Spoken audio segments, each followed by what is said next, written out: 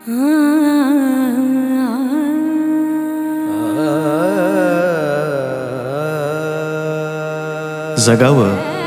त्या एका व्यक्तीसाठी, तिच्या आनंदासाठी, तिच्या हसण्यासाठी. ती वेगळी असते प्रत्येकासाठी. कधी भाऊ, कधी बाबा, कधी आई तर कधी ताई. भावना मात्र एकच.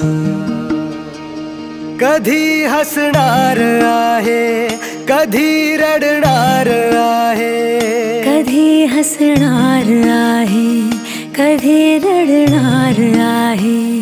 मी सारी जिंदगी